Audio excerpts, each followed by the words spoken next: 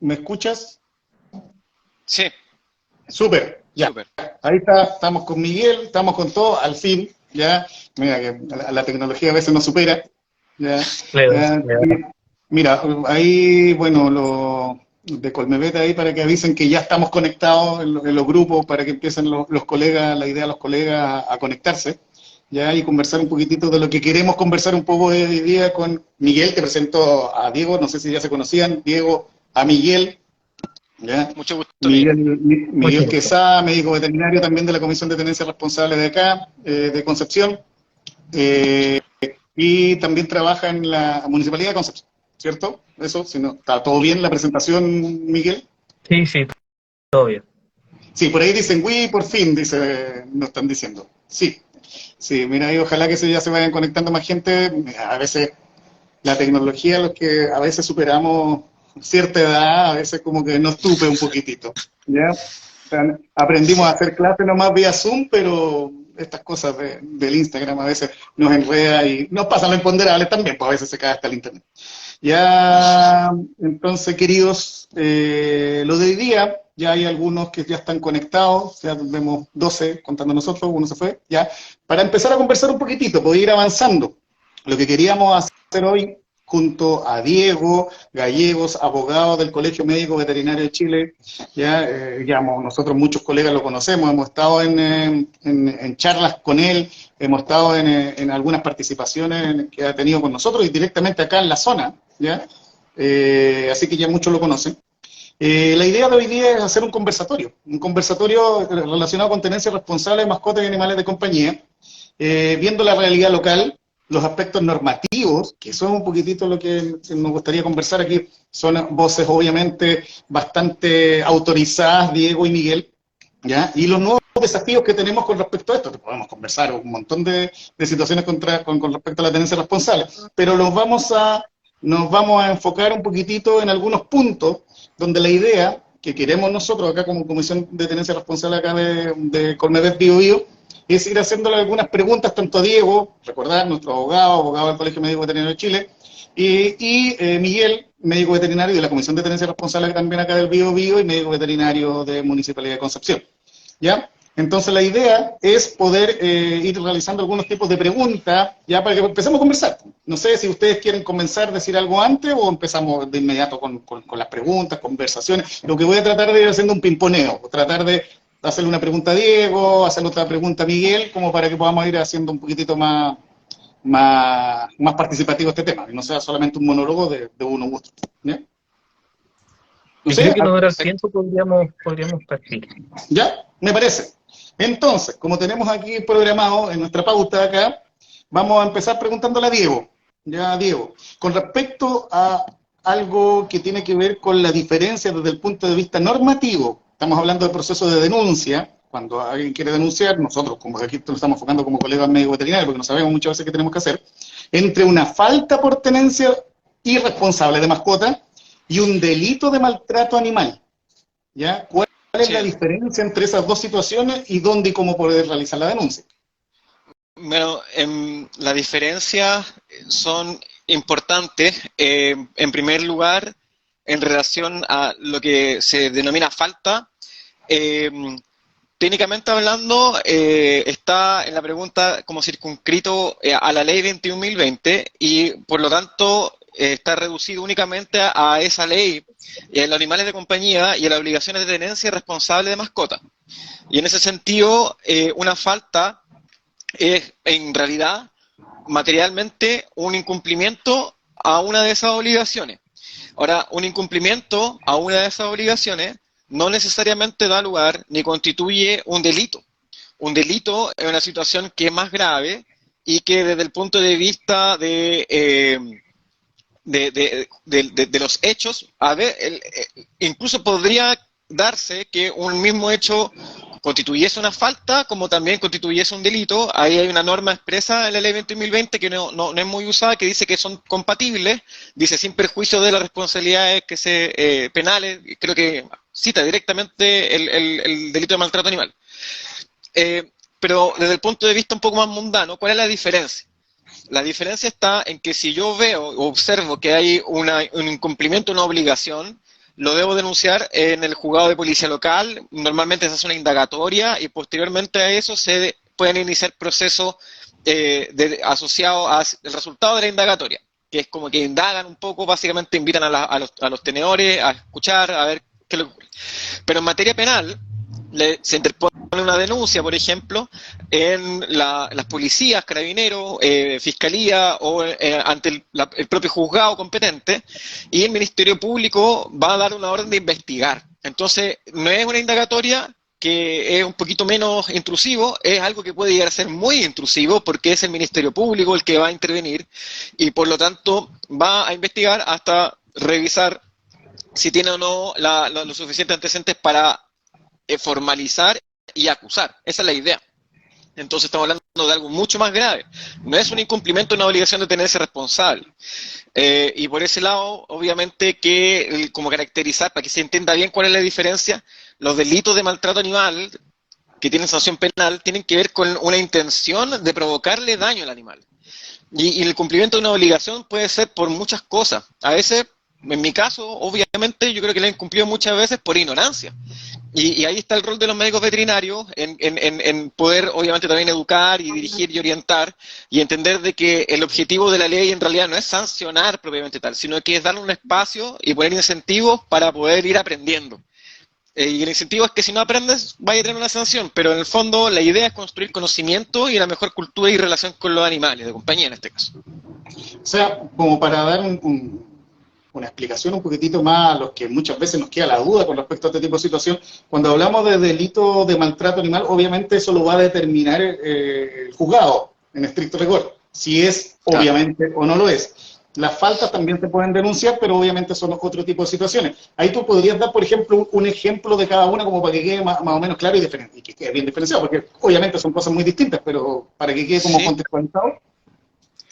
Sí, mira, si yo, acá en Santiago, el típico incumplimiento a la obligación de tenerse responsable, que no es necesariamente un delito, puede que sí, hay que ir revisando caso a caso, es cuando los animales, por ejemplo, se quedan encerrados en los autos, los animales se quedan encerrados en un espacio muy reducido, en el balcón de un departamento muy pequeño y los vecinos reclaman, cuando básicamente no se cumplen condiciones de bienestar de los animales.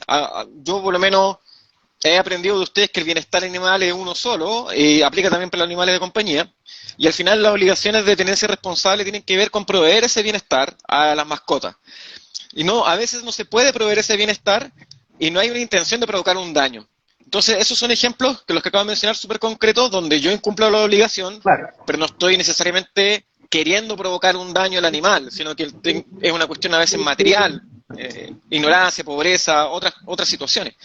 Y eso es muy distinto a querer provocar un daño, donde evidentemente el caso más claro es cuando yo tomo la iniciativa de golpear a un animal hasta provocarle un daño importante o la muerte.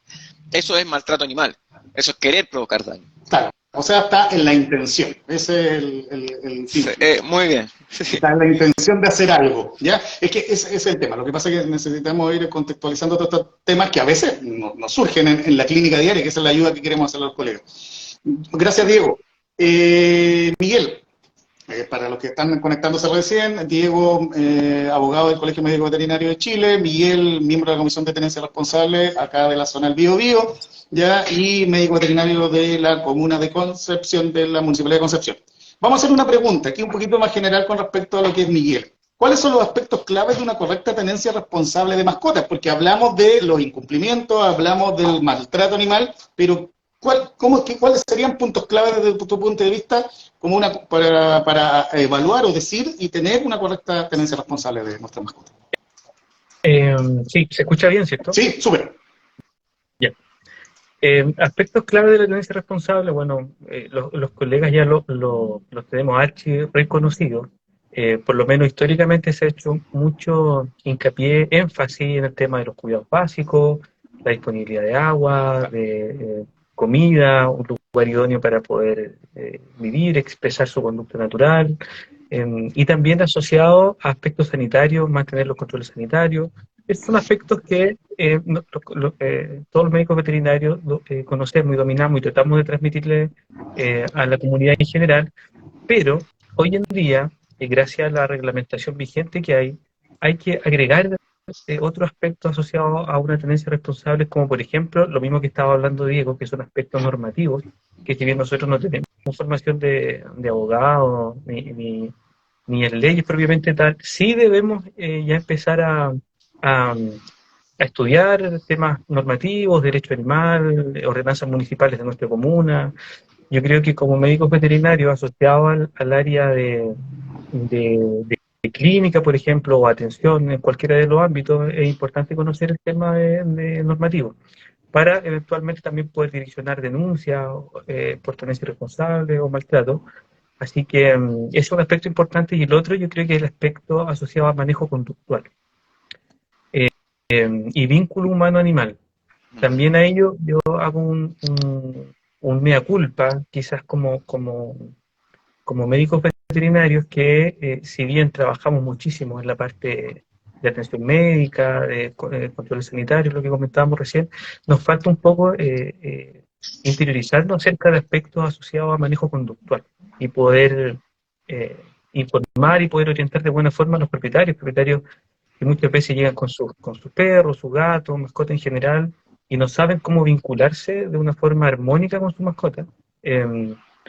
Desconocen, por ejemplo, los propietarios cuando la mascota está en estado ansioso, en estado de estrés mental, en ciertas expresiones de agresividad, no saben muy bien cómo canalizarla, cómo hacer que las mascotas vayan gestionando sus emociones. Yo creo que sería bueno poder nosotros como gremio también empezar a especializar un poquito, crecer en esa área, con el fin de poder entregarle estos mismos conocimientos a la gente a nivel nacional. Ya, correcto. O sea, tú vas más, muchas gracias, Miguel, vas mucho más allá de solamente el llevarlo al médico veterinario, el de la parte médica, en la parte de alimentación, qué sé yo, como antiguamente se hablaba de la libertad de animales, ahora tenemos esa pirámide de conducta, ¿ya? Nos invitas un poquitito a los clínicos a perfeccionar un poquitito más en otros temas como los aspectos conductuales. ¿Ya? Gracias, Miguel. Mira, antes que se me vaya, yo quiero hacer una pregunta que hicieron ahí en el chat, ya para no saltarnos, porque después se me puede pasar. Me escribe ahí una colega, la no atención médica, porque al tutor no lo lleva al veterinario. La PDI debería tomar esa denuncia. Me tocó una vez que no lo quisieron tomar o llevar, me imagino, porque no estaba fracturado el perro. O sea, sería como la no atención médica de un paciente que está enfermo y no lo quieren atender médicamente. Eso me imagino yo que esa es la pregunta. No sé, Diego, si me puede responder eso.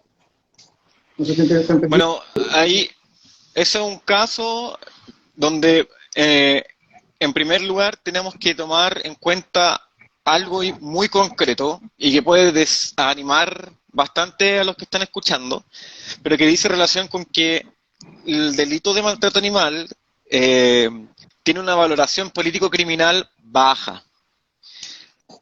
Y eso quiere decir que no es un delito respecto del cual las autoridades que persiguen los delitos, valga la redundancia, estén muy interesados en llevar a un juicio.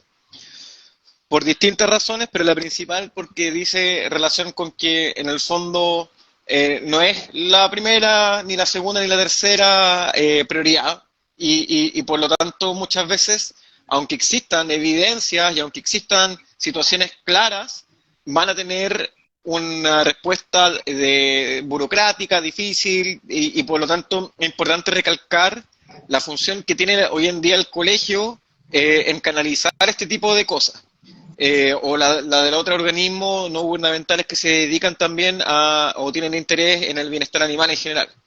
Eso es súper importante. Las municipalidades también juegan un rol que a veces es más eficaz en conducir por ahí una denuncia, y que en el fondo el juzgado de policía local, luego de que termine su proceso de indagación o como ellos estructuren esa clase de denuncia, ellos pueden declararse incompetentes porque vean que hay un delito de maltrato animal que lo tiene que ver un juzgado de garantía, y eso hace que tome ya relevancia.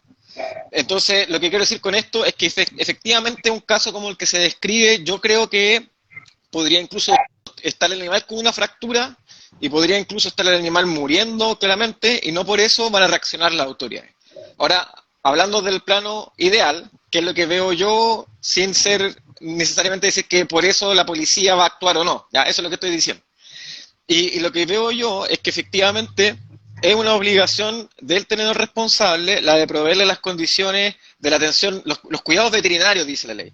Yo preferiría otra expresión para hablar de las prestaciones de salud médico-veterinaria, porque ahí uno va, en el fondo, incorporando la idea de que la medicina veterinaria ejecuta prestaciones de salud, que es la pelea que tenemos hoy día en la Corte Suprema por este tema tributario, y que en el fondo lo corresponde, ¿no? Y entonces yo creo que otorgarle las prestaciones de salud que requiere el animal para una condición normal o que se desenvuelva de forma normal en su vida es relevante. Es parte de una obligación sí o sí del tenedor responsable de mascota. Y en ese sentido, si el animal evidentemente lo requiere, podría constituir una infracción o un incumplimiento de esa obligación. En casos donde exista esta garantía esta posición de garante del tenedor responsable de mascota, donde ya no estamos hablando de un concepto tan quizás moldeable como la salud y dinámico, la salud de un animal cambia mucho de un día para otro. Si estamos hablando de un riesgo evidente de un mayor daño o de la muerte del animal, la omisión en proveerle la prestación de salud sí podría configurar evidentemente un delito de maltrato animal por omisión. Por lo tanto, creo que sí podría ser denunciable, pero no por eso perseguible. Acuérdense que eso es facultad privativa de las fuerzas del orden y del Ministerio Público. Ellos deciden eso. Por lo tanto, en esa hipótesis, si ven esa hipótesis, de nuevo, yo reitero que tienen que pensar en una querella, porque el querellante empuja una causa penal. El denunciante pone en conocimiento lo hecho a la autoridad y la autoridad verá qué hace. Y evidentemente, yo, si fuera parte de la policía, tampoco daría mucho curso a esa denuncia porque ellos no van a seguir adelante a menos que tengan la pega hecha. Eso es una cuestión que uno piensa así, ¿por qué tiene que ser así? Es así, ¿cachai? No le demos mucha vuelta a eso. Correcto. Y eso quiere decir que un caso de omisión de atención de salud veterinaria para configurar un delito de maltrato animal es muy, muy difícil de probar. Entonces también baja, si ya está bajo en la escala de político criminal, que sea más caro llevar el caso a un tribunal con éxito, lo baja todavía más, ¿ya? Entonces, una denuncia por ese tipo de casos no le veo mucho éxito, lamentablemente, siendo muy concreto, digamos. No, es que esa es la idea, porque muchas veces nosotros decimos, uy, ¿por qué no se hacen estas situaciones? Denunciemos y eso, pero está bien, porque es lo que sucede realmente en la actualidad y la realidad. Aquí nos hacemos una reflexión, nos dicen muchos colegas no realizan denuncias ni notificaciones por lo engorroso del sistema, por poco entrenamiento nuestro, me da culpa también la idea de este tipo de conversatorio, ¿ya? Y también la falta de tiempo para involucrar en los casos, que también tiene que ver, o sea, hay un montón de factores también, ¿ya? Después hay una pregunta que después yo creo que Miguel lo puede abordar un poquito más adelante, ¿qué pasa cuando personas en situación de calle asumen tenencia de un animal? Ya, yo he visto como Miguel haya estado en ese tipo de situaciones también. ¿Cómo se hace valer, por ejemplo, una denuncia por maltrato animal en un caso así? Muchos casos en estos meses en Concepción. ¿Ya? No sé si Miguel lo vemos al tiro o... Sí, mira, para que no se nos pierda. Es una de las situaciones tremendamente complicadas y que muchas veces la parte normativa no tiende a solucionar, por lo menos por cómo está escrita hoy en día. Y también haciendo ya un avance para los próximos desafíos de la parte de sociedad de tenencia responsable, uno de esos desafíos es poder regularizar de mejor forma el tema de la tenencia. Hay vacíos legales tremendos en materia de ley, en materia de normativa en tenencia responsable, y uno de esos está asociado a la tenencia de mascotas de personas en situación de calle. Bueno, la idea no es dar nombre ni tampoco perjudicar a nadie, pero acá en Concepción, como yo también creo en gran parte de Chile, hay muchas personas que han llegado por distintos motivos, se colocan en un lugar y utilizan a las mascotas, que se genera esta especie de simbiosis en donde los perritos sirven de protección, ellos les dan comida, agua y se genera una especie ahí de vínculo, en donde te encuentras muchas veces entrampado porque ellos indican que las mascotas son de ellos, por lo tanto no puede llegar y hacer un comiso o un decomiso sin la autorización de la autoridad competente. Lo que sí puede es mantener un estatus sanitario ad hoc, idóneo, aportando con vacuna antirrábica, microchip, me refiero a la parte municipal. Ahora, si hay algún evento de maltrato animal que ha ocurrido acá, por lo menos yo he trabajado en dos en los últimos 3 meses, en donde lo que he realizado es una especie de informe médico, en donde doy a entender que esa mascota está en una situación ya sea de sufrimiento o de dolor, por acción u omisión de tal personaje, y entrego toda esa información con fotos, con videos, con la evidencia a Policía de Investigaciones o al fiscal de turno, para que pueda actuar, como lo decía Diego, en función a lo que corresponde por un delito de maltrato. Ahora, Diego, muy aceptado lo que él dice, tiene muchísima razón, que lamentablemente muchas situaciones de este tipo no llegan a buen puerto, pero mi recomendación, por lo menos desde el punto de vista personal, a pesar de eso, que sigan haciendo las denuncias y no se queden en no la voy a hacer porque no pasará nada. Porque, por último, y en el último de los casos, sirve como para tener un peso estadístico. O sea, ¿cuántas denuncias por maltrato animal llegaron a tal oficina o a tal dependencia durante los últimos 3 años? Es distinto si decimos llegaron, no sé, 1000, a decir llegaron, mire, llegaron 50 y las otras 950 no se indicaron porque los colegas o las personas indicaron que no se iba a llegar a puerto. Entonces, yo veo que siempre es bueno hacer la denuncia, es bueno hacer la denuncia. Ahora, por casos de falta de tipo administrativo asociada a la ordenanza de tenencia responsable que maneja cada comuna, los colegas perfectamente pueden hacer denuncia a través de la vía municipal en caso de que sorprendan a algún propietario ejerciendo algún acto de tenencia irresponsable, que eso es materia de inspección municipal. Así que, de todas formas, igual están invitados, si es que si quieren les puedo dejar contacto, correo. En el caso de la comuna de Concepción, a través de la misma página de la municipalidad se pueden guiar y orientar denuncias por tenencia irresponsable. Sí, mira, con respecto a eso mismo, Miguel, Caro Mero 1397, colega, me está diciendo, entonces, ¿cómo lo hacemos? ¿Generamos un plan? ¿El plan será denunciar? ¿Empezar por denunciar? Según tu punto de Sí, vista, Miguel. sí, y lo otro, bueno, también he participado en algunos cursos de medicina veterinaria forense, Uh-huh. que es un área que aquí en Chile está muy, muy poco desarrollada, porque cuando uno hace una denuncia por maltrato animal, siempre es importante que parte de la evidencia se incluya un informe médico veterinario asociado al análisis de lesionología que presenta el paciente. Si es querella, bueno, idealmente, como nos comentaba Diego. Ahora muchas veces no sabemos redactar ese detalle en cuanto a lesionología y colocamos el paciente presenta una herida en extremidad tanto, pero no asociamos una acción de dolor, de sufrimiento, si fue posiblemente con algún objeto contundente. Entonces ahí también nos falta el poder capacitarnos un poquito más y lo podemos ir desarrollando como gremio más adelante. El tema de desarrollar informes para denuncia por maltrato, por tenencia irresponsable y poder canalizar de mejor forma estas denuncias, o si no va a ser difícil poder avanzar. Me parece. Yo creo que diste un tema clave, no es lo mismo que haya 2 denuncias en el año que hayan cientos, por ejemplo. ¿Ya? Mira, para continuar, vamos a seguir con una pregunta a Diego, nuestro abogado del Colegio Médico Veterinario de Chile, y dice así, una relación, responsabilidad legal versus responsabilidad ética de los médicos y médicas veterinarias a la hora de evidenciar situaciones de maltrato y responsabilidad de tenedores sobre sus mascotas. Sí, mira, eso es una pregunta súper compleja porque me cuesta a veces hacer entender a las personas que no son abogados que es precisamente una responsabilidad ética. ¿Ya? Y en ese sentido yo voy a cambiar un poco la pregunta y voy a hablar de obligación ética. Y la pregunta, en el fondo, que me gustaría contestar es, o sea, ¿cuándo tenemos la obligación ética de denunciar un caso de maltrato animal? Porque realmente la responsabilidad ética es que ustedes lo denuncien a un médico veterinario ante el Tribunal de Ética Nacional, que se puede hacer obviamente, y estoy de acuerdo acá, que en el fondo es bueno denunciar, pero son cosas distintas, ¿cierto? Entonces yo voy a hablar de la obligación ética.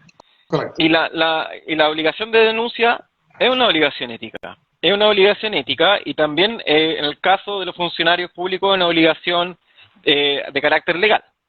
La pregunta es ¿cuándo? Y aquí yo me voy a repetir un poco. La verdad es que muchas veces vamos a ver situaciones de carácter leve que son más bien causa de incumplimiento de obligaciones de tenencia responsable.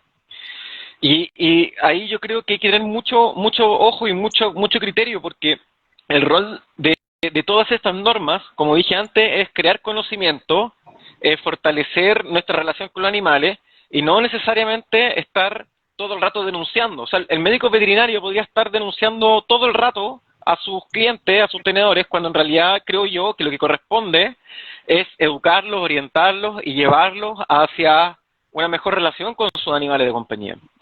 Esto es algo súper ideal, porque, claro, el caso de las personas en situación de calle, ¿cómo se hace? Pero efectivamente es eso. Hay contextos sociales y culturales que lamentablemente para algunos animales va a significar que tengan un peor estándar de bienestar animal. Como ocurre también con las personas que están en situación de calle, como ocurre con las personas que tienen peores condiciones económicas o que tienen peor educación. Es al final uno, creo que lo que yo más he aprendido, acá esto es un comentario aparte también, es que uno piensa que las cosas son demasiado distintas y vive un poco con la idea como de que el mundo animal es como un mundo medio complejo y se le olvida todo el rato, o lo niega, de que en realidad no, es casi lo mismo, somos todos animales. Y la verdad es que si yo soy pobre, mi animal también va a ser pobre y también va a tener una situación de pobreza. Y vamos a ver en la práctica, si yo tiendo a un tenedor responsable con menos recursos y uno con más recursos, que va a haber una diferencia en estadística, por lo menos en cómo se cumplen las obligaciones. Entonces, es súper importante esto, porque no podemos empezar a como promover denuncias para personas que les falta educación, que les falta también quizás recursos. Y tenemos que tratar de buscar fórmulas de que puedan hacer lo mejor que estén que tengan a la mano, y que se puedan desarrollar en base a eso. Sin embargo, creo que también hay otras dos situaciones en mi semáforo mental que les quiero como comentar para ver qué opinan. Una de ellas es que cuando la situación es ya más grave y el médico veterinario sospecha efectivamente de que existen indicios de intención detrás de la situación de salud que se le presentó, como por ejemplo el animal presenta traumas que claramente estarían asociados a golpes, o traumas que claramente estarían asociados a un arma. Eso es como el más fácil, pero también hay muchos casos de envenenamiento que también son peligrosos. Es importante a veces también participar un poco para poder recabar antecedentes, porque si en el fondo yo me tomo esta obligación muy en serio y le digo, ¿sabes que te voy a denunciar? Lo que estoy haciendo es perjudicar realmente la investigación. Y lo que me tengo que preocupar yo como médico veterinario antes de denunciar es de hacer un proceso científico orientado a eliminar agentes no voluntarios, situaciones no voluntarias que pueden haber causado esa situación de salud. Entonces yo tengo que ser sumamente claro en ir explicando por qué yo razonablemente pienso, como científico, que lo que se me presenta existen indicios serios y graves de que pueden ser reconducidos a una voluntad humana, no necesariamente a la que tengo al frente. Eso no me corresponde a mí determinar, ¿cachai? Eso es lo que me corresponde a mí como médico veterinario. Acá, dado que el animal presenta una fractura, ¿cachai? Yo estoy inventando, que es así, y que presenta como astillas y bla, bla, bla, esto descarta que el animal haya provocado su propia lesión, ¿cachai? Y ahí vamos descartando un montón de cosas hasta llegar a decir que existen indicios, además, por la forma de la lesión y por el contexto en el cual el tenedor me hace llegar al animal, de que esto sería reconducible a una voluntad de una persona y por lo tanto ya ahí recién puedo pensar en denunciar. O sea, ya hice un examen científico, descarté un montón de cosas y estoy denunciando por algo serio, por algo científico, que tiene mucho que ver con lo que dije antes, porque uno podría estar denunciando a la gente pobre todo el rato, o a la gente en situación de calle todo el rato, y esa no es la idea. Por último, hay una tercera categoría que me parece que ya es como la categoría más fácil. A mí me gusta la entre medio, pero la más fácil es cuando ya llega un animal con una situación tal que si yo no intervengo, el animal empeora y termina afectándose su normal desarrollo vital, no puede volver a caminar como los perros caminan, ese tipo de cosas que ustedes manejan mucho mejor que yo. No puede volver a comer como los animales caminan, que en el fondo son afectaciones a lo que se denomina en salud humana a la actividad de la vida diaria. O sea, si yo no puedo bañarme, eso me afecta para siempre. Es como una situación un poco crónica, ¿cierto? Ese es un daño mayor. Y por otro lado, está la muerte. Eso sí que es ya definitivo. Y ahí, en el fondo, yo tengo que ser mucho más rápido. Ahí sí que ya me puedo relajar en mi parámetro de observador científico, y en el fondo, si tengo esta situación, tengo que tomar decisiones porque el animal en sí mismo es la evidencia más importante para poder hacer ese examen científico después. ¿Se entiende? Entonces es una cuestión de tiempo. Si el animal no tiene su salud gravemente comprometida, ni su vida gravemente comprometida, yo tengo el tiempo de hacer yo mi análisis científico y puedo denunciar de forma responsable. Pero si no tengo tiempo de hacer análisis científico, prefiero denunciar primero. ¿Por qué? Porque si el caso está ahí y las autoridades me empiezan a apoyar, la municipalidad, el Ministerio Público, vamos a poder tomar medidas para preservar el animal y poder realizar el examen científico después. Entonces, eso se tiene que explicar en la denuncia. O sea, que el animal está comprometido, es probable que muera, yo necesito interponer esta denuncia para que me apoyen y que yo pueda preservar el animal, que se mantenga una cadena de custodia del animal, y en caso de que la Fiscalía así lo requiera, poder disponer de la evidencia, que es el animal, para poder determinar si existe una responsabilidad penal. ¿Cachai? Yo creo que eso es sumamente importante, porque muchas veces se pierde la evidencia madre, que es precisamente el cuerpo del animal. Por pérdida de custodia, se deteriora, ya no sabemos qué, no sé, en caso de envenenamiento mucho más complejo, ¿cachai? Mucho más complejo. Entonces, yo diría que esos son como los 3 niveles, y te diría que la obligación legal aparece en las últimas 2, después de hacer un examen científico, cuando tengáis el tiempo o no.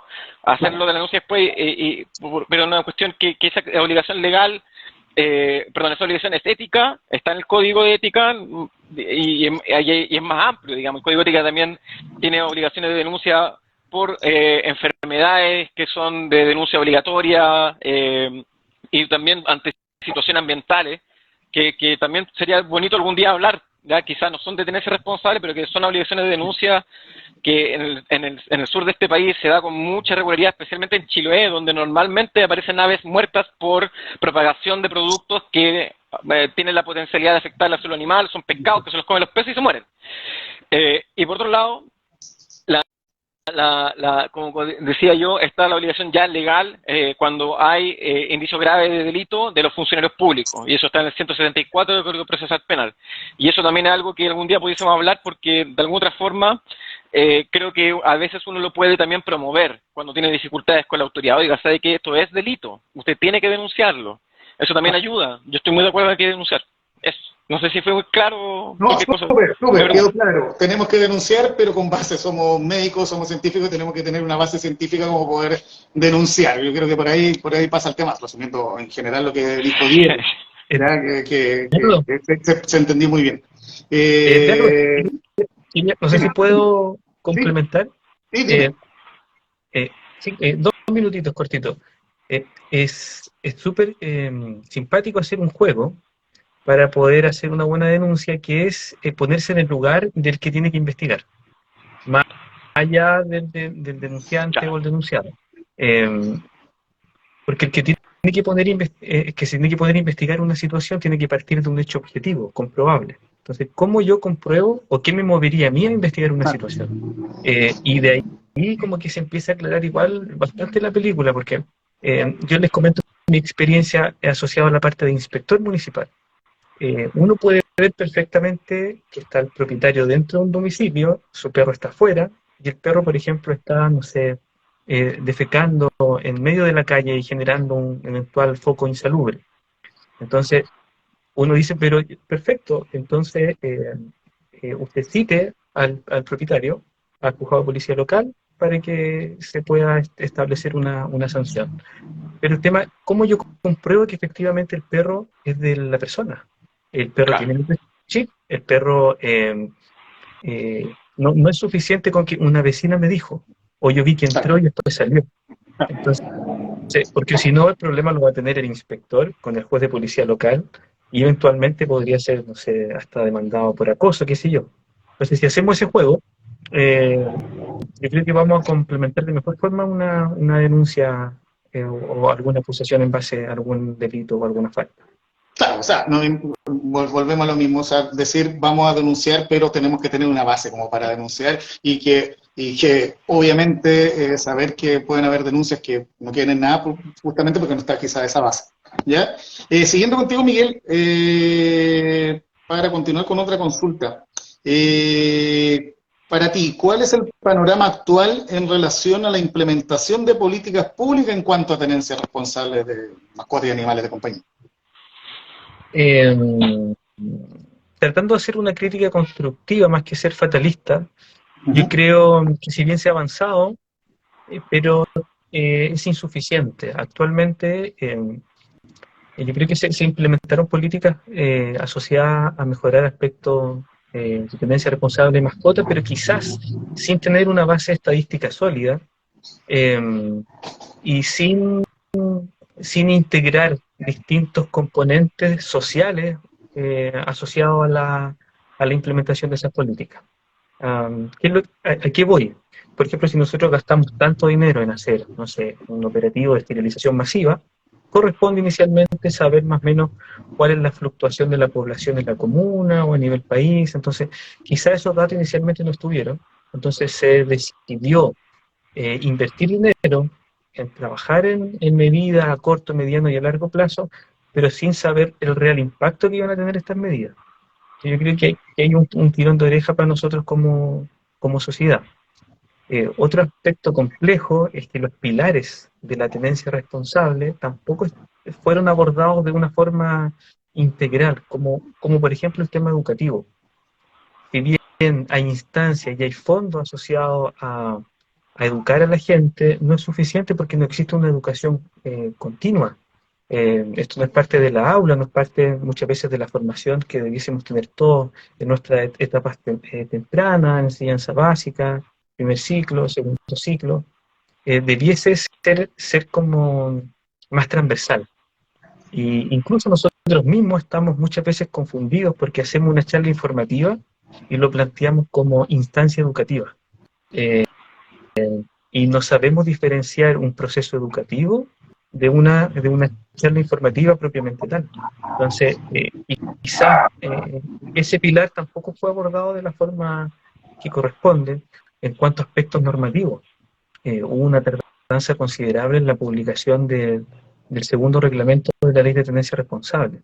Actualmente existe una norma técnica que regula los establecimientos de mascotas, pero demoró muchísimo tiempo. Y dentro del aspecto normativo, la cantidad de inspectores municipales asociados a la inspección o a la fiscalización de faltas por tenencia irresponsable a nivel país yo considero que es insuficiente. Lo otro, que falta también el tema de desarrollar trabajos colaborativos. Entonces, hay muchas entidades, como entidades públicas, privadas, y si bien en la ley aparecen nombradas que, por ejemplo, el municipio tiene que trabajar en conjunto con ONG, en caso de erradicación de un perro tiene que ir a un refugio, que es la ONG, pero desde el punto de vista práctico, de los conductos regulares asociados para que se genere esa situación, muchas veces no están. Entonces aparece en el texto, pero en el punto de vista práctico no está. Entonces, falta yo creo que trabajar en eso. Para no ser 100% fatalista, sí, los últimos 10 años hay que reconocer que por lo menos tenemos algo que antes no existía, que es un documento normativo que puede ser quizás deficiente en algunos aspectos, pero por lo menos está. Yo hoy día salgo a la calle y le digo, caballero, en este artículo de esta ley y en esta ordenanza, en este artículo, usted está incumpliendo con esta situación. Entonces, ya por lo menos se ha avanzado en algo, pero yo creo que nos falta bastante. Sí, nos falta bastante. Gracias, Miguel. Mira, aquí estaba viendo algunas preguntas que se me habían pasado y acotaciones de algunos asistentes. Algunos nos dicen, chuta, igual una lata que muchas veces hayan tan pocos conectados en estos live que deberían haber a lo mejor más de 20, tenemos a veces 20, que son como siempre estos límites. Bueno, hay que hacerlos como para seguir avanzando y a lo mejor en la otra tendremos más. Aquí la colega Mapi Cadet, María Paz, la conocemos, ¿Cuál sería el canal regular para iniciar una denuncia como antecedente? Yo creo que no sé si lo respondieron ya, pero no sé, para que se deje así como clarito, así cortito, ¿cuál sería, y que quede ahí estipulado, cuál sería el canal regular para iniciar una denuncia como antecedente? Pregunta. No sé, Diego, ¿Respondo yo o Diego? Diego o Miguel, cualquiera de los dos. Dígame Yo por lo usted. menos dentro de la parte municipal, Ujú. siempre hay que tratar de hacer las denuncias a través de vías formales. ¿Por qué? Porque muchas veces las personas hacen la denuncia y no saben qué pasó con esa denuncia, si se fue, si no se fue, cuándo se fue. Entonces, una vía formal es un antecedente para el denunciante de que lo hizo en una fecha de tales características, y puede también solicitar el seguimiento en caso de que se requiera o no. Entonces, siempre en las vías formales nos sirve eso de llamar por teléfono, sabe que aquí en la esquina hay un perrito que anda afuera todo el día, no, porque no tiene cómo poder generarse un feedback asociado a eso. Entonces, lo ideal es un canal formal. Dentro de la parte municipal hay varios canales. Uno está, por ejemplo, dejar una carta directamente en la oficina de parte de cualquier municipio. Muchas veces las mismas municipalidades tienen habilitados sistemas digitales a través de páginas web asociados a atención al vecino o a denuncias por algún incumplimiento de la ordenanza. También se puede mandar incluso a los correos institucionales de los mismos jefes de unidad o directores asociados a una denuncia puntual. Si hablamos, por ejemplo, de una denuncia que tiene que ver que genera un impacto negativo en varios vecinos, también es importante que las juntas de vecinos o las directivas de los comités de las distintas comunas se hagan partícipes de esa denuncia. En el caso de los médicos veterinarios, que por ejemplo a su clínica llega una situación de tendencia irresponsable, la recomendación que doy yo siempre es precisamente lo que comentaba Diego, que hay que hacer un análisis previo, más allá de asustarlo, usted está incumpliendo con esto, así que la próxima vez, es que muchas veces, no en todos los casos funciona eso, a veces funciona hacerlo al revés. Mire, perfecto, ok, aquí está su mascota, oiga, parece que tiene una herida, lo vamos a tratar, por favor dígame su nombre, completan la ficha de la mascota, y ellos, una vez que se termina la atención, se toman fotografías, paralelamente, terminada la atención con ese paciente, perfectamente pueden redactar un correo, o en el caso nuestro a través de la misma página web del municipio, decir, yo soy tal persona, médico veterinario, trabajo en tal unidad, y ocurrió tal evento de tales características, envían un respaldo de fotografía, de video, y nosotros, o la parte inspectiva municipal, se encarga de abordar al propietario para que el médico veterinario no, más allá de perder al cliente o no, no se vaya a enfrascar en una disputa y al final va a quedar en nada y la persona se va a ir, no va a volver más a la clínica y la situación no se va a poder trabajar. Por lo menos la parte municipal, esa más o menos sería la orientación. Súper. Diego, no sé, ¿alguna acotación con respecto a eso? Como el resumen, que tú ya lo has mencionado, pero ahora, el resumen de resumen. Bueno, las denuncias asociadas a maltrato animal las pueden promover ante Carabineros, ante la Policía de Investigaciones, en la Fiscalía y en el juego de garantía. Y en ese sentido, al menos yo prefiero siempre poner la denuncia en el juego de garantía, porque siento que le ordena un poco más la cosa. En la práctica, Carabineros y las otras instituciones le van a poner más trabas, y eso no es la idea. Algunos tips, si es que tienen el delito de maltrato animal en video y en el fondo lo están grabando, recuerden decir cuál es el día, cuál es la fecha, cuál es la hora, para efectos de que cuando vayan a denunciar puedan solicitar que se active un proceso en situación de que el delito es flagrante. Ahí hay un tiempo, no tengo en este momento la cabeza como para recordar todos los datos, pero creo que son 12 horas, puede que sea 24 porque al final son 12. 12 horas. Súper, entonces por eso tienen que decir dónde estoy, qué día es, qué hora es, qué es lo que estoy viendo, y describiéndolo ojalá en el video. Yo sé que suena un poco raro, pero eso habilita a que al momento de interponer la denuncia, si al final Carabinero o por ejemplo no inicia un procedimiento considera un delito como flagrante, evidentemente que puede tener consecuencias administrativas, y en ese sentido es un tip. El otro tip, ya lo dije, ojalá si pueden interponer la denuncia ante el juego de garantía. Y para los médicos veterinarios, aquí se viene otro tip. Nosotros hemos estructurado un sistema con harto ñeque, y esto no voy a entrar en el ñeque, pero creo que quede claro que es con harto ñeque, que tiene que ver con el hecho de asociar dos delitos que yo creo que van un poco de la mano, que es el ejercicio ilegal de la profesión de médico veterinario con el de maltrato animal. Por lo general, nosotros hemos tratado de tomar casos donde se presente el ejercicio ilegal de la profesión, pero lamentablemente, por ley solamente podemos querellarnos por maltrato animal, no por ejercicio ilegal. Eso es algo que, no sé, no me acomoda, no me enorgullece decirlo, pero es así. Entonces lo que nosotros hacemos es que ante un ejercicio ilegal de la profesión, presumimos que los animales atendidos por este intruso son maltratados, porque no hay una justificación científica para que esa persona haya intervenido en la salud o en el cuerpo de ese animal, y se presume, o hay indicios graves, de que eso le provocó un daño. O sea, si una persona llega y me mete un cuchillazo, no es que me está haciendo una cirugía de corazón, ¿no? Me está atacando. Y eso, de nuevo, el principio de equivalencia es importante. Lo que le pasa a un animal, le pasa a un animal, da lo mismo si es humano o si es otro animal. Un cuchillazo es un cuchillazo, eso estoy diciendo. Y entonces, la situación concreta es que ese tipo de casos, nosotros tenemos un formulario especial en la página web del colegio para que podamos generar una presentación, que la presentamos, este consejo tiene varias en análisis, y eso es lo importante, porque el consejo lo analiza, conoce la información local, sabe cuándo realmente este tipo sea un intruso, y en el fondo, ahí sí, el colegio puede incluso llegar a querellarse.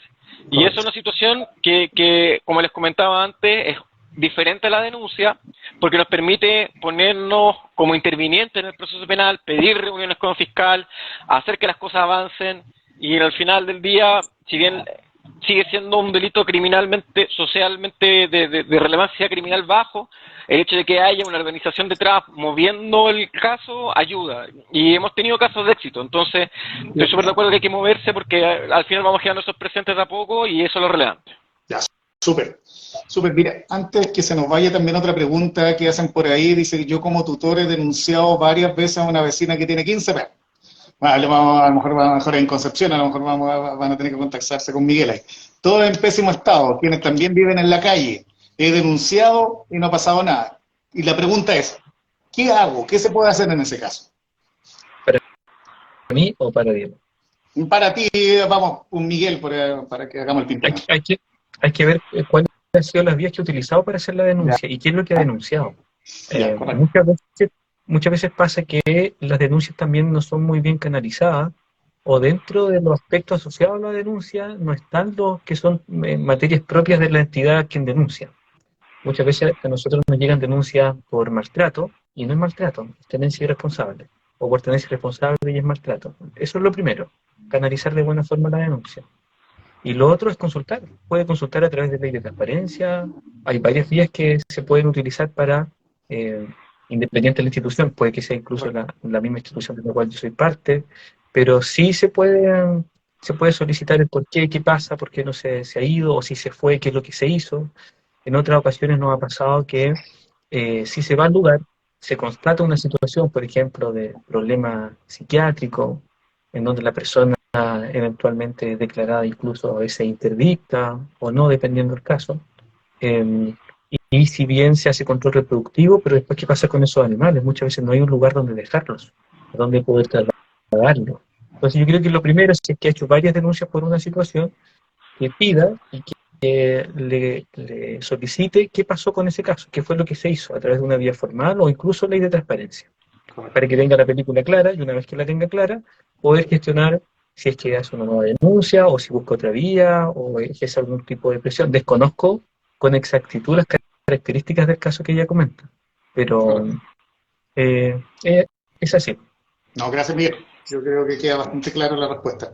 Mira, para Diego, aquí vamos a entrar en un tema que se ha hablado mucho en el Colmedet y que es muy relevante para todos nuestros colegas, nosotros, ¿ya?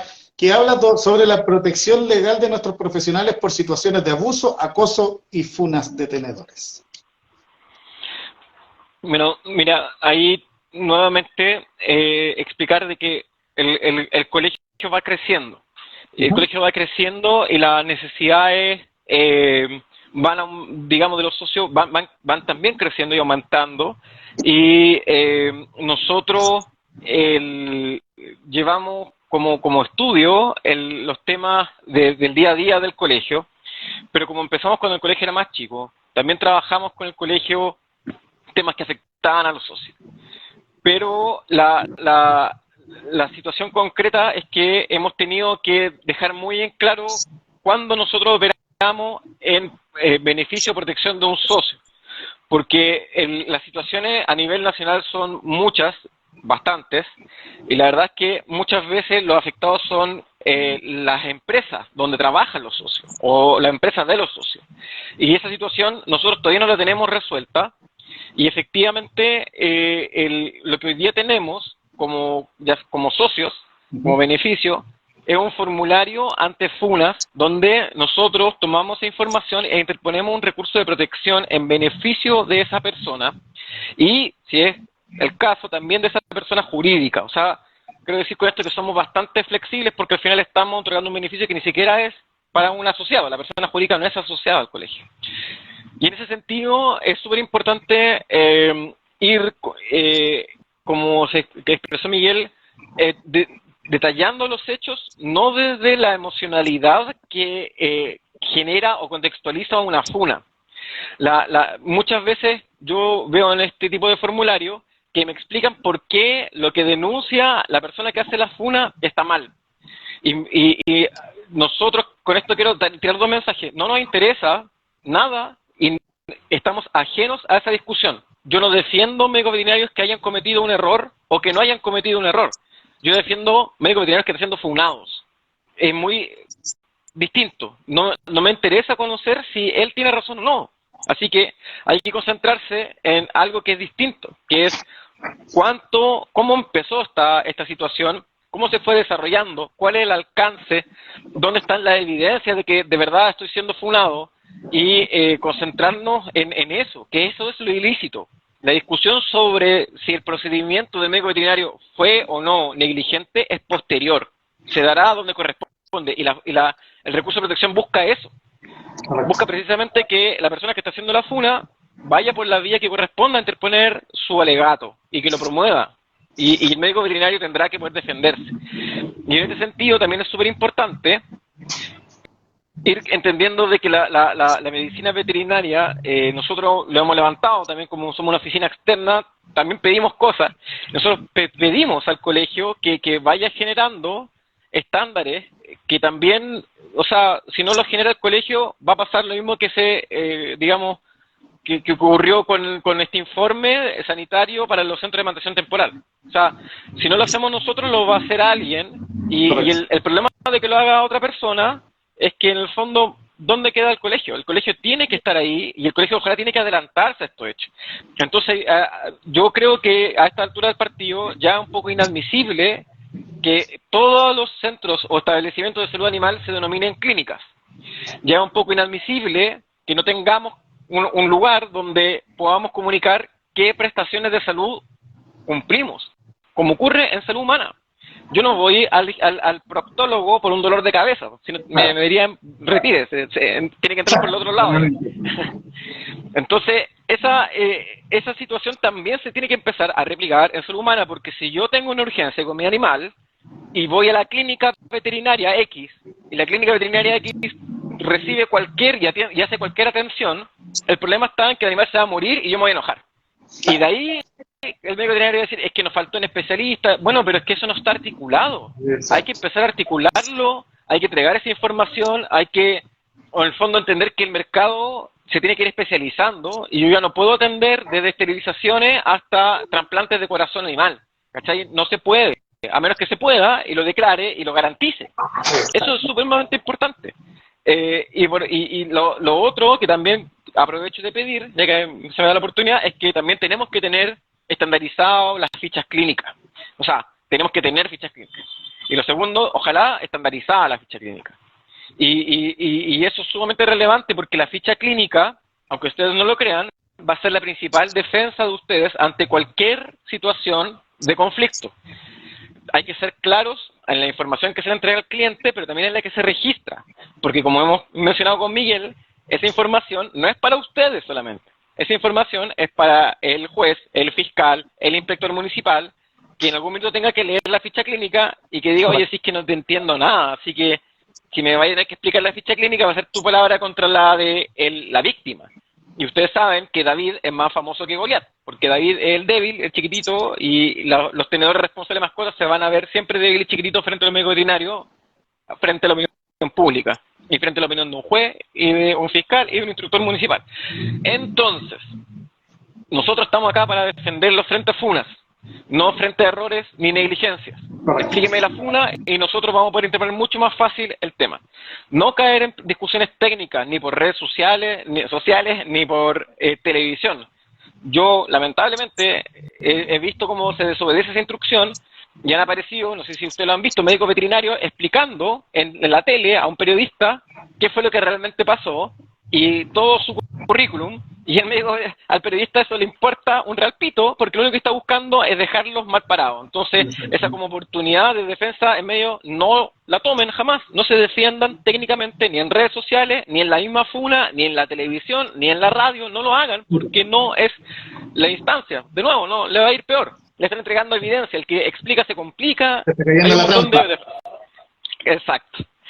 Y mantengamos estándares, o sea, en algún minuto creémoslo y generemos esos estándares. Va a ser una discusión súper álgida porque los médicos veterinarios son súper buenos para discutir. Me da lo mismo, inicien la discusión lo antes posible para que la terminen lo antes posible, generen esos consensos y con esos consensos van a generar parámetros mucho más objetivos de responsabilidad. O sea, hoy día me llega un caso de una persona que quiere demandar por negligencia y la clínica no tiene ficha clínica, grito y plata.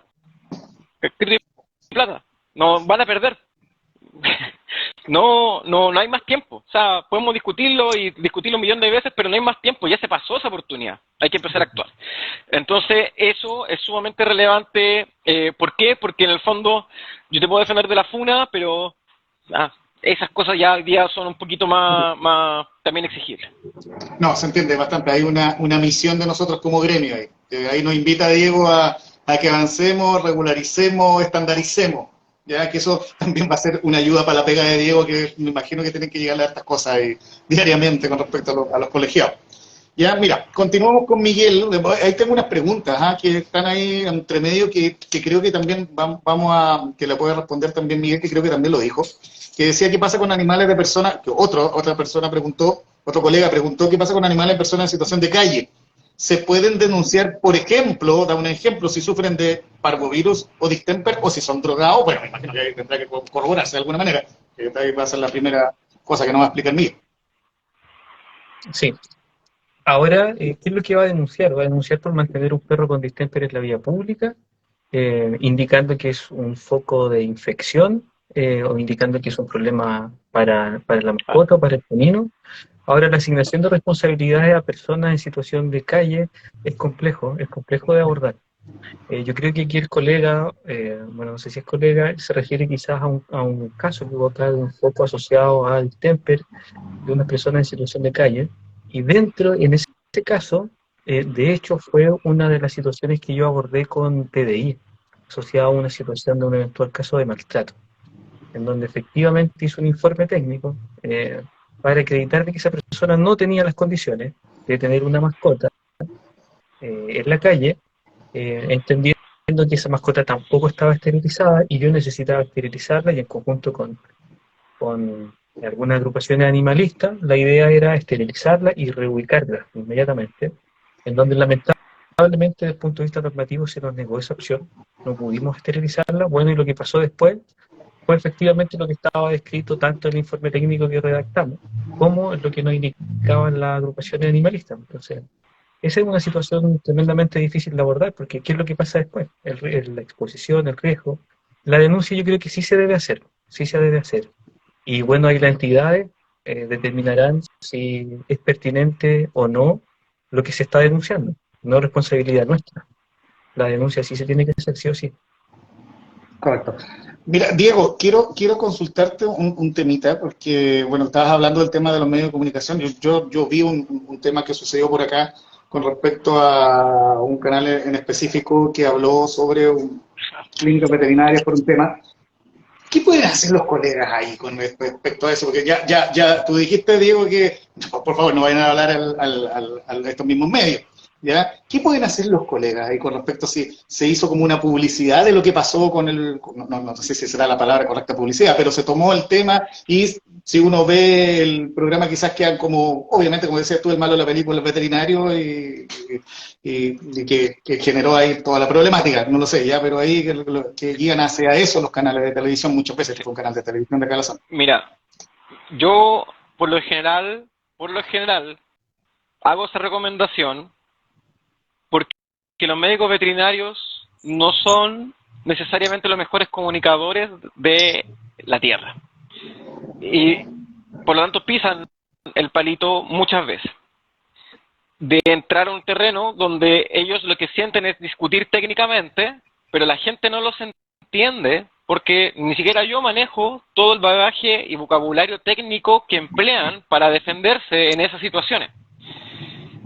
Por lo tanto, salvo que estén asesorados y que vaya una persona que sí tenga esas capacidades, yo no lo aconsejo, pero si existe esa persona, ojalá que no sea médico veterinario, o que sea un médico veterinario que ya haya hablado en público y que sea aprobado orador, Edgardo quizás, que tiene todas las condiciones, que en el fondo explique, haciendo uso del derecho a réplica. El derecho a réplica es un espacio que tienen que conceder los medios de comunicación para poder replicar cuando pasan este tipo de situaciones. En ese contexto, una de las posibilidades es que el colegio, que tiene asesoría comunicacional y legal, lo comunicacional y lo legal van de la mano, pueda también actuar en representación de los socios que se han visto afectados, a solicitud de ellos y aprobado por el Consejo Regional, para ser ellos quienes representen a las víctimas reales, los médicos veterinarios, en el derecho de réplica en ese canal, por ejemplo, de televisión. Para eso, lo que nosotros hacemos es un análisis del caso, porque no podemos ir sin asegurarnos, ahí sí que no, sin asegurarnos de que en realidad no hay una negligencia, etcétera. En ese caso en particular era una denuncia un poco, no sé, yo consideraba de que no tenía ni pie ni cabeza, pero eso es una de las vías. Otra de las vías posibles es que en el fondo yo tengo la posibilidad, en el caso de ya una cuestión que no es una funa, ¿cierto? Es una opinión en un medio de comunicación, entonces un recurso o una acción de protección no sirve. Está ejerciendo su derecho fundamental a decir lo que quiera, digamos, la libre expresión, y esa es una opinión que no puede ser, digamos, ilícita, está dentro de lo puede dar, lo puede hacer, pero al decirlo en público tiene dos o tres consideraciones desde el punto de vista jurídico. Uno es que uno puede ejercer una acción que se denomina de jactancia, en la cual se obliga a esa persona a interponer su denuncia o su demanda en un tribunal civil, para que en el fondo estas cosas se resuelvan donde corresponde, porque sabe que si usted está diciendo que yo fui negligente, interpóngame la denuncia. Y obviamente eso también, después de un tiempo, lo que hacemos nosotros con ese fallo es tratar de publicarlo. Sé que la persona esta denunció en la tele esto y finalmente fue condenada a interponer una demanda y no lo hizo. Entonces esto está mal, ¿cachai? Esto no es un juego. Acá hay personas, vidas detrás de lo que están denunciando. Otra opción es ver el contexto de lo que se denuncia y si en esa denuncia existen imputaciones injuriosas, calumnia o, va a ser lo más sencillo, se está atribuyendo un delito a alguien, por ejemplo, maltrato animal, eso puede ser revisable también a través de una querella, pero ahí necesitan un abogado porque es una acción privada que se vea en tribunal penal, es decir, el Ministerio Público no interviene y tiene que incurrir en gastos de notificación que en realidad ustedes deben analizar si vale la pena o no. Correcto. Esas son más o menos como las vías que tienen a disposición. También, obviamente, está la vía civil de responsabilidad de los medios, en el fondo de poder decir esto es falso, esta persona me provocó un daño patrimonial, y en ese sentido es súper importante también considerarlo como responsabilidad extracontractual cuando se daña una reputación o una marca sin fundamento alguno. Correcto. Mira, Diego, antes de que vayamos a la otra pregunta con Miguel, nos habían dejado que había una pregunta que había quedado en el tintero, de lo que nos dijeron ahí, de lo que los colegas nos están preguntando. Hablan de un caso en específico, ¿ya? Hay un tipo, dice, que realiza inseminaciones en Concepción, inseminaciones artificiales en Concepción, perro me imagino. Médico veterinario, no es médico veterinario ni técnico veterinario. Bueno, ahí dice que se envía la denuncia a la plataforma de Colmebet y ese tipo de situaciones, ¿ya? Me imagino que ya tú lo has respondido un poquitito ya antes, pero clarificar un poquitito en este caso en específico, Diego, por favor. Sí, mira, nosotros el proceso que tenemos es que recibimos la denuncia y presentamos el caso al Consejo Regional, en este caso sería el del Biobío, y el Consejo Regional tiene que ir determinando, es como mi cliente, entonces yo tengo que ir haciendo un poco lo que ellos decidan.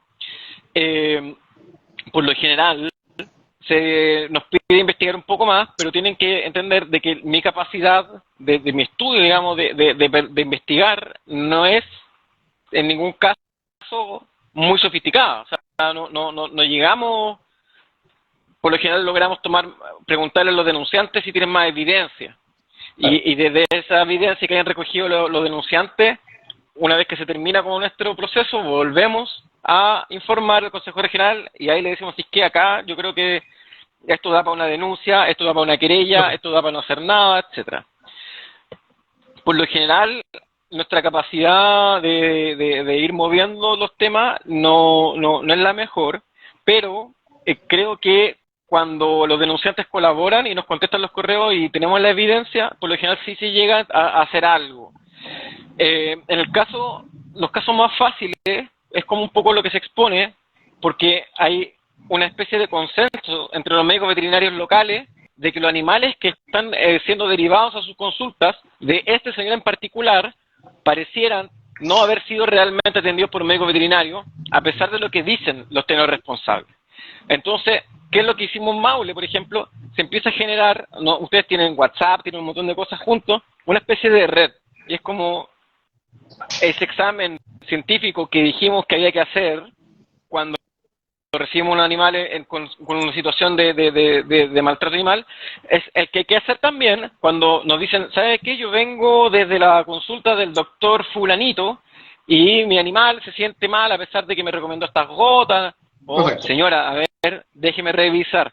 Y empiezo a notar algo y esa evidencia, sumado a la misma actividad de los otros médicos veterinarios, nos va a dar a nosotros un legajo de antecedentes que nos va a permitir, obviamente, decir, ¿sabe qué? Acá hay algo. Incluso siendo médico veterinario, podría estar incurriendo también en un delito de maltrato animal que para el Consejo Regional sería interesante también de remover. O sea, si hay un tipo que está dejando la tendalada y está haciendo cualquier cosa, la verdad es que va a traer para abajo a todos los médicos veterinarios en algún minuto.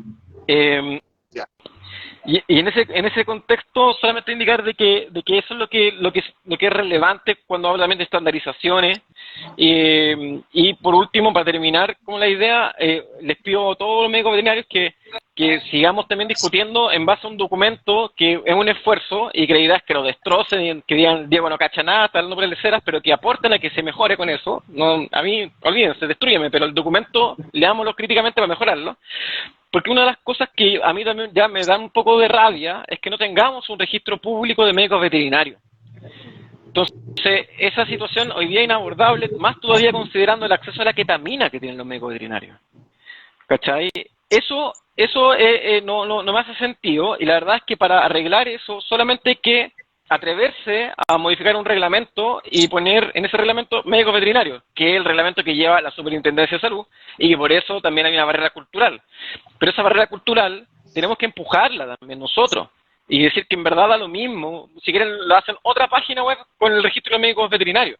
El SAC lo intentó en alguna oportunidad y Contraloría le bajó ese registro público. Y la verdad es que es tan importante porque nos sirve para controlar la calidad de la atención y nos sirve también para poder pesquisar intrusos de una forma mucho más rápida. Y nosotros no podemos, no hay un registro, es muy complejo para nosotros saber si es que una persona se tituló o no médico veterinario. Eso es un trabajo de chinos, ¿cachai? Entonces, eso como petición, porque la verdad es que muchas de estas cosas, como se dijo Miguel antes, también tienen que ver con política, y la verdad es que hay cosas que están en ese documento que son evidentes, son fáciles, son baratas de solucionar, y si el tema es un tema cultural, porque la medicina veterinaria no es de la salud, con mayor razón deberíamos estar diciendo si es que no, esto tiene que pasar. Es una discriminación a nuestra profesión que nos impacta gravemente, porque en el fondo yo compito con ¿quién? Con el que se diga médico veterinario. Y eso es una competencia súper desleal, pues. O sea, por último, déjame competir con los que son médicos veterinarios y no con los que se dicen médicos veterinarios, por un montón de razones, entre ellas el bienestar animal general. O sea, estos gallos no atienden solamente mascotas, atienden a todos los animales que se les ocurra, mientras la persona sea más pobre, ¿cachai? Ahí están. Entonces eso es algo que yo les pido también hoy día que ando pidiendo cosas. Sí, no, súper, tenemos que acoger ese llamado que nos hace Diego. Si la principal misión para elevar la calidad de nosotros mismos y de nuestra atención es que también nos regulemos nosotros, y nosotros somos los invitados a regular la calidad de nosotros mismos. ¿Ya? Con respecto a eso mismo, a ver, alguien dijo una pregunta antes de que se me vaya, porque de repente se me pasan. Dice, ¿sería buena una plataforma de transparencia desde los animales también merecen un respaldo? Correcto, es más o menos lo que está diciendo Diego. Ya, con respecto a eso, y yo creo que es una invitación a todos nosotros como gremio a aportar en esto y seguir caminando para que nosotros mismos seamos los mismos garantes de la calidad del mismo pega que hacemos nosotros. En ese misma camino, Miguel, te quiero hacer una pregunta. ¿De qué forma los profesionales médicos y médicas veterinarias podemos contribuir al mejoramiento de la tenencia responsable en nuestro país? Yo sé que es bien amplia, pero me gustaría que me pueda responder eso, Miguel, por favor. Sí, de hecho lo tocamos un poco al inicio de este live, cuando hicimos hincapié en los temas normativos. El reglamento asociado a la ley de tenencia responsable habla de varias obligaciones que contraen los propietarios a la hora de decidir tener una mascota. Dentro de esas obligaciones, una, y en la cual nosotros podemos tener acción directa, es el tema de la inscripción en el registro de mascotas. Desde el punto de vista inspectivo, y sobre todo asociado al caso que les comenté de ese perro que estaba afuera, libre, defecando o arriesgándose a que le puedan hacer daño, y el propietario, sin saber si efectivamente el perro es de él o no, eso se puede solucionar a través de un lector. Se lo pasamos al perro y ojalá que ese número esté asociado al perro. Y muchas veces me ha pasado que, claro, nosotros como médicos veterinarios quizás no tenemos la capacidad o desconocemos 100% cómo funciona este tema del chip, del registro, o también muchas veces yo coincido en que el proceso de inscripción en el registro tiende a ser bastante engorroso. Pero, por ejemplo, de esa forma, como médicos veterinarios podríamos ayudar, pero muchísimo al tema de la tenencia responsable, porque es una herramienta no tan solo para encontrar a la mascota eventualmente, sino que también para poder hacer fiscalización o inspección. Ayuda, pero muchísimo, muchísimo. Los casos que hemos abordado con perros que están, sobre todo en Nonguén, con una importante animalista que nos indicó algunos casos, afortunadamente ellos tenían microchip y estaban eventualmente inscritos en el registro nacional, así que solamente con eso es suficiente ya poder adjuntar la licencia con la foto al oficio y hacer la citación. Y la citación se puede hacer incluso por carta certificada. Entonces ya esa es una ayuda a incentivar la inscripción de las mascotas en el registro nacional. Y tener como protocolo que cuando llega un paciente, sea canino o felino, siempre con el lector en la mano. Y pasar el lector y guardar ese número y tenerlo dentro de la ficha, incorporarlo en las fichas clínicas. Ahora, eventualmente, si hay una mascota perdida, también nosotros podemos ayudar a ver si es que efectivamente ese microchip pertenece a alguien o no. De hecho, con Mapi, que creo que estaba conectada, nos ha pasado que gracias a ella también me ha mandado, hemos encontrado alrededor de 3 propietarios que sus mascotas estaban perdidas. Y ahí nos hemos dado cuenta ya, si bien el microchip no es lo mejor que hay en el mundo, pero sí funciona, sí ha funcionado. Entonces eso sería de gran ayuda. Lo otro, el material informativo, también es súper bueno mantenerlo en las clínicas. muchas veces o antes, cuando uno esperaba la atención, tenían revistas, periódicos. Ahora perfectamente podemos tener un tríptico de por qué es importante inscribir la mascota, aspectos esenciales del manejo conductual, vínculo humano-animal, el impacto que generan las mascotas en áreas protegidas, por ejemplo, el tema de incentivar la adopción versus la compra, eh, entendiendo los problemas que hay de sobrepoblación en el país. Y más allá de las políticas que se han implementado, el tema de la sobrepoblación no está para nada controlado. Entonces, yo creo que esos son tips que podríamos en la clínica diaria nosotros utilizar para poder ayudar al tema de la tenencia. Y para finalizar, preguntarse qué es lo que hago yo. O sea, en tu caso, por ejemplo, Edgardo, en los que somos parte del Colegio Médico Veterinario, nosotros estamos aquí no porque no tenemos una remuneración, no, es un tema asociado netamente porque creemos que podemos ayudar a mejorar el gremio y a mejorar y trabajar por el bien común. Entonces, este tiempo que destinamos, por ejemplo, a generar esta instancia de conversación, es tiempo nuestro, es tiempo que no le estamos dedicando a nuestra familia, es tiempo que no le estamos dedicando a nuestros hobbies, qué sé yo, y lo estamos dedicando a generar gremio, ayudar, incentivar y avanzar. Entonces, cada uno de los médicos veterinarios tenemos que pensar en eso. O sea, no tan solo qué me da el colegio médico veterinario, o qué bueno que hacen estas charlas y que explican cosas, sino qué hago yo. ¿Qué hago yo como médico veterinario? ¿Cómo yo puedo ayudar? ¿Cómo yo puedo contribuir? Ese análisis también sería bueno hacerlo asociado al tema de la tenencia.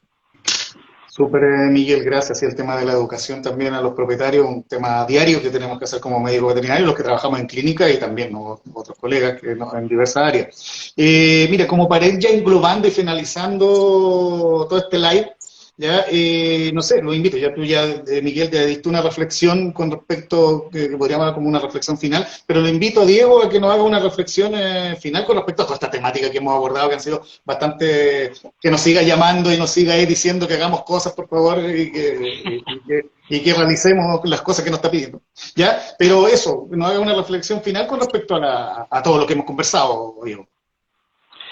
Bueno, yo considero que es sumamente importante empezar a trabajar con más profundidad en capítulos dentro del Colegio Médico Veterinario asociados a el trabajo de Miguel. O sea, el inspector municipal médico veterinario, el médico veterinario que trabaja en una municipalidad, tiene una información y unos datos locales tan ricos, tan interesantes, que hacerlos cantar a todos en un mismo coro puede ser brutal. O sea, yo me imagino que en algún minuto sería súper interesante organizar esto y tener información y entender cómo se vive la tenencia responsable de mascotas en el norte del país, en el centro del país y en el sur, y darnos cuenta de la diversidad del vínculo, que no es igual en Santiago, no es igual en algunos sectores de Santiago, no es igual en ninguna parte de este país. Y eso como que nos ayuda un poco también a entender, porque cuando vemos la tele o vemos las redes sociales pensamos que esto es una cosa tan como fácil, y nos muestran imágenes y quedamos todos sorprendidos, que nos olvidamos de la profundidad del fenómeno, de la importancia de los médicos veterinarios en el trabajo municipal. Y la gente, creo que también merece conocer esto, aprender a utilizar las municipalidades y los médicos veterinarios que trabajan en las municipalidades para poder darle la relevancia social que en verdad tiene. O sea, hay mucha gente que tiene esto como una necesidad, y hoy día, como nos quedamos en redes sociales, no hacemos y no formalizamos nuestras voluntades y deseos.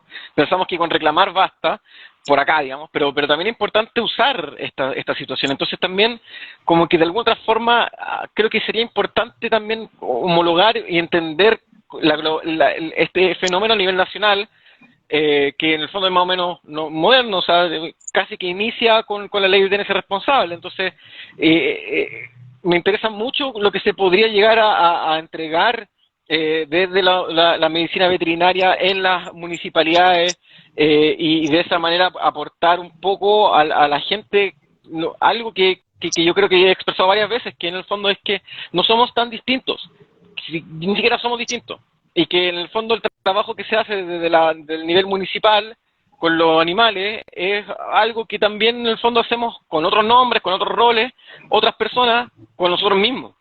Y que eso es algo que nos tiene que ir como guiando en nuestras políticas públicas, que al final que no tiene que ver con una cuestión de necesariamente pensar que los animales son personas, sino que en el fondo el bienestar animal, al final del día, el concepto más completo de esto, involucra naturalmente a los seres humanos en interacción con los animales.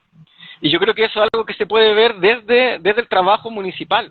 Este tema o esta idea de una sola salud es importante destacarla a todos los niveles, porque finalmente permite comprender de manera holística nuestras acciones y el impacto de nuestras acciones en los sistemas ambientales animales, ambos, humanos y los otros animales.